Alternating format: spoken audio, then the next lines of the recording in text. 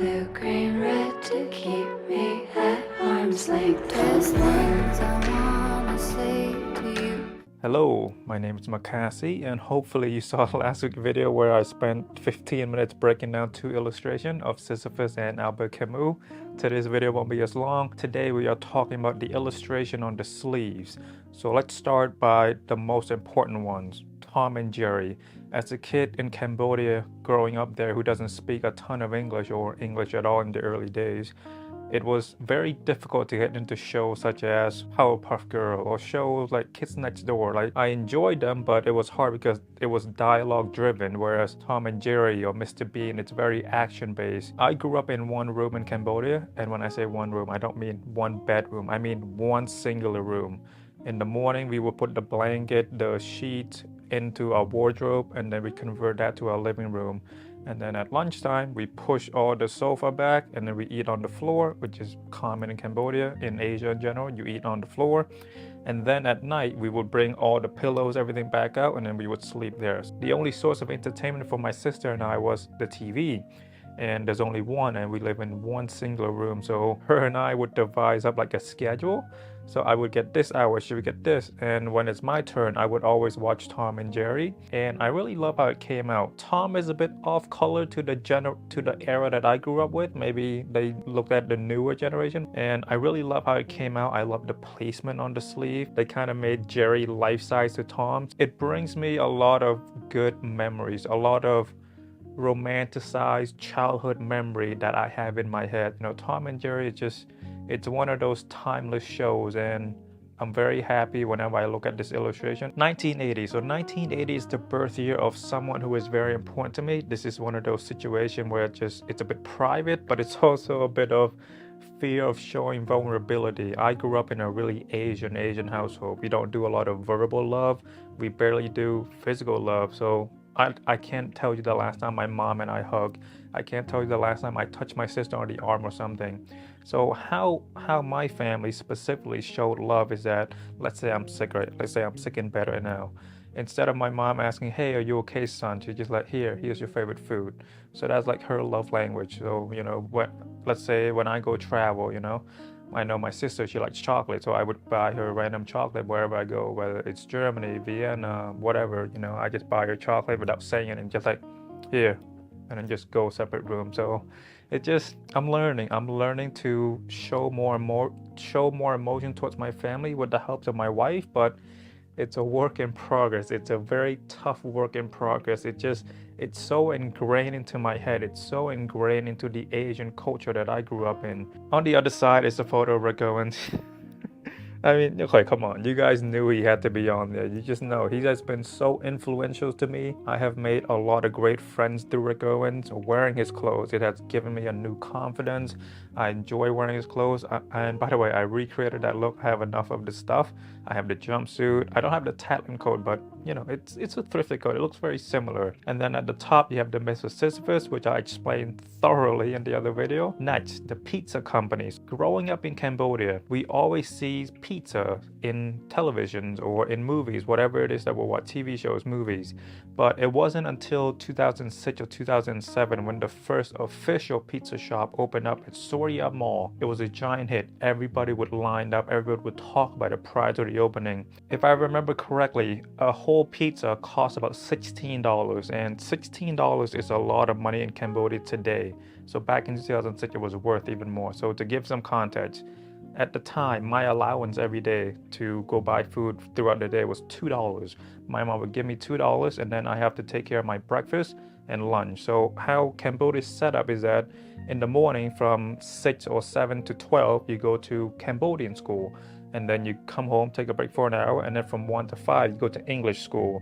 And then you would eat lunch there. So that's my allowance. And a better context would probably be a can of soda costs about, let's say, 30 cents. So $16, it's a lot. And initially when the restaurant opened up, I couldn't convince my mom to go buy it because $16 is a lot of money. But after 6 months of sulking and, you know, being a child about it, my mom finally relented, and so we could only afford one. We could only afford one. My mom gave me $17.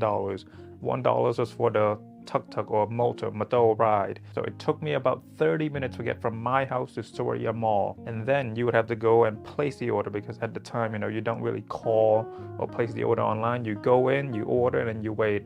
And I believe I waited about 35 minutes because it was a packed house.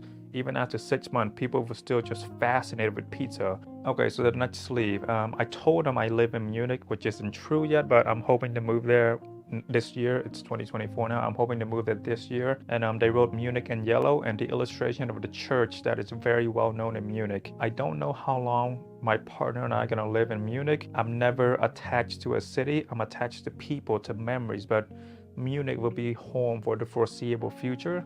It's a good city, fairly expensive, but good overall. We shall see how I feel when I live there and not simply visit. Moving down a little bit, we have this drink called the Dutch yogurt milk. It is my favorite drink growing up. I swear, for the life of me, I have looked in the US, in Europe, they do not sell it. Whether it's illegal to sell it over here because it's not healthy. If you live in Southeast Asia and possibly Korea, Hong Kong and all that, you would know this drink and you would love this drink. The next thing I want to talk about, Sokdom, which is a Cambodian name. So this is one of the important people in my life that I wrote down. I haven't told them that they're on my jacket, so when they do watch this video, they'll realize it. And the inverse of that is the Vasily chair. I love this chair. It's a great piece by Marcel Breuer. And you've seen it in practically all my video, in my B-roll shot. The next thing we have Sopfun, which is another name for the two important people in my life. Next we have the marble. So as a kid in Cambodia, this is how you play the game.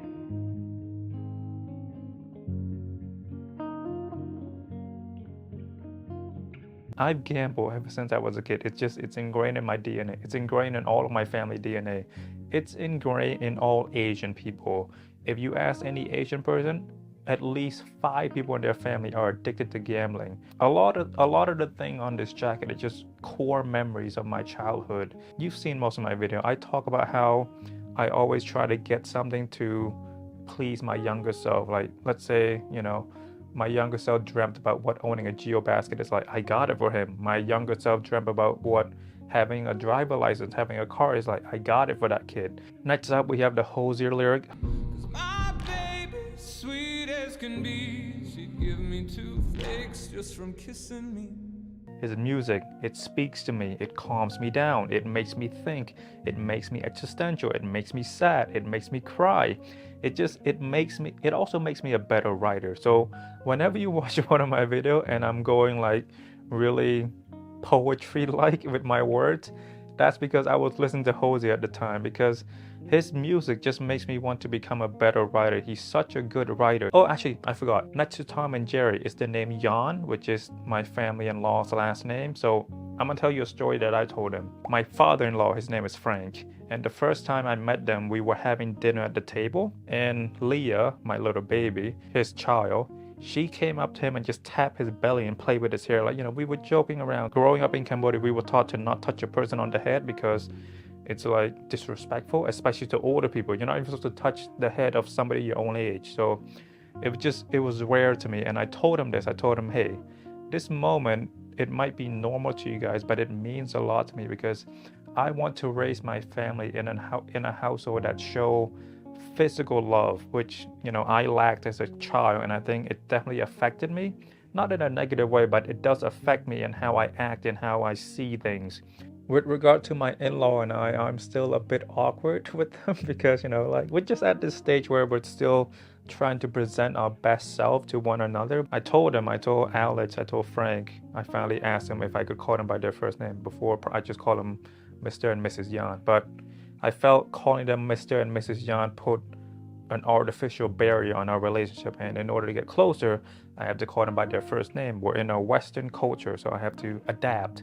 So, but sometimes I still call them Mr. and Mrs. Yan. But Alex and Frank, I do want them and I to get to the point where if I do something wrong, they have enough comfort to tell me I'm wrong, and the vice versa. If I see them doing something wrong, I would like to be able to tell them like, hey, you're doing this wrong. Here's how I think you could fix it. I want us to get to that point where we're not just presenting our best selves. Essentially, I want us to fart in front of one another. A hypothetical situation, When you fart around one another, you're close. You don't care. Like, it's family now, you know. You don't care what they think of it, you just do it because you're so comfortable near each other. I do take it for granted, but you know, we all heard this story of like your in-law not getting along with you, stuff like that. So I'm very grateful that my in-law and I have a very good relationship, very, very great relationship. And you know, sometimes with the introduction of my video, I say hi Mrs. John or hi Alex, which is my mother-in-law. She watches my video.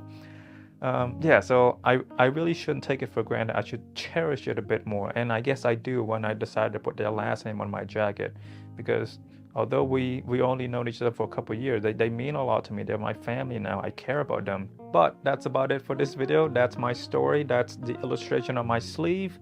I'm very proud of the thought I put into it. I'm very happy the result that Bode, the team at Bode, did with this jacket. I think it's beautiful. I love almost all the details on it. I'll talk about some of the detail I don't like because nothing is perfect. And again, my expectations for this jacket were so high. Even if they did it perfectly, they could not live up to my unrealistic expectations. Next week, we will talk about the front and maybe the back. My name is MAKASY. I will talk to you later. Bye, Alex.